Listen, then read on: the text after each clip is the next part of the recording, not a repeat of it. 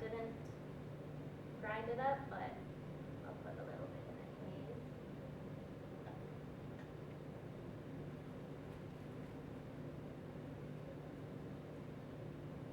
Would someone like to help me monitor the tea? Okay, thank you. My right hand person. Okay, so we just need to make sure that it doesn't overboil. Once it starts boiling, we can go on to the next step. There's no stirring in that way? Nope. Okay.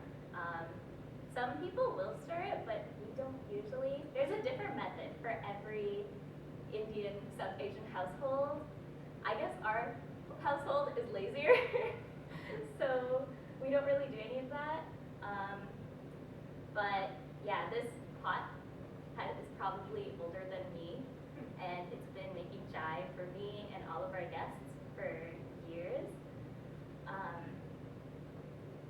I've brewed so many pots of chai in this thing. And yeah, so we'll set up some of the sandwiches next. You guys can munch on these while the tea is brewing. Does anyone have allergies?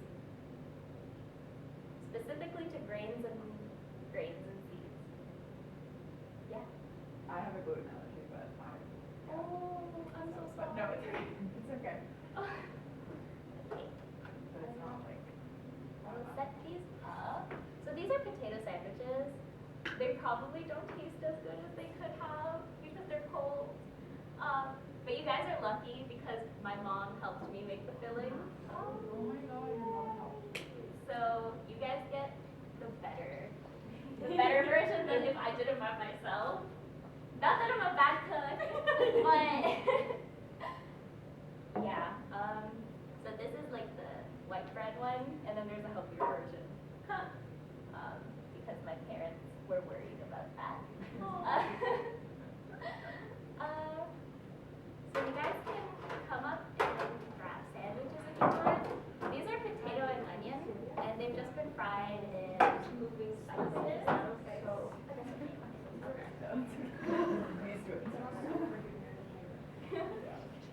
How did you find out?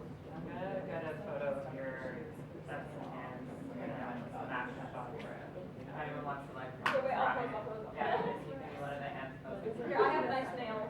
Okay, perfect. Love it. Try a little. The nails work perfect. Thank you. Yeah, so growing up, this was how we started our mornings. Like whether I was allowed to drink the chai or not, I would wake up to the smell of it, and it was a really important ritual in our lives. And it's definitely like a form of love. The first thing that my dad asks for when I go home is for me to make him chai. And he goes, "Oh, but you make it better." And then, which is a little insulting to my mom, but we'll let it pass.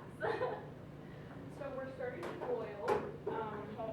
What should I do? We're starting to boil now. Now, once we're at the boiling stage, we just start to add milk. Do you want to do it? I would love to. So we'll let Eden do it. You just keep adding milk in. Okay, you tell me when to stop.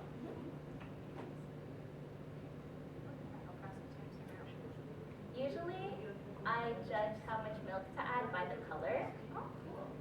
I usually go for a darker color, but there are a lot of us, so we're just gonna keep going until we're at the, near the top of the pot. Okay. I think that's really good.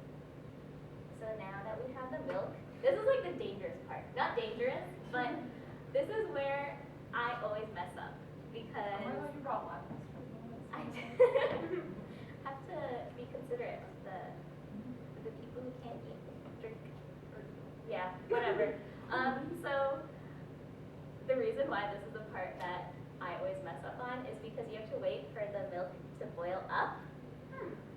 And if you're gone, if I'm looking this way for just 1 second, it'll boil over, and we get a whole mess. It's not ADHD, probably. No, it's not at all. But yeah, so I remember like a specific, so some of the snacks, these are all snacks that like my grandpa and my dad would be eating every, like growing up.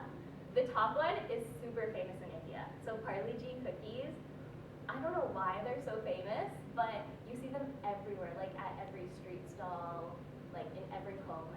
My grandpa, I don't know why he did this. It was like the most old man weird thing to do, but he would take his like chai cup, pour it into his saucer, and he would put his cookies in there and let it get all mushy, and then drink it.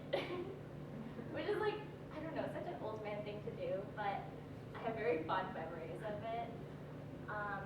This is called kadi, which is like puff pastry, and there's just some cumin seeds and it's wheat flour.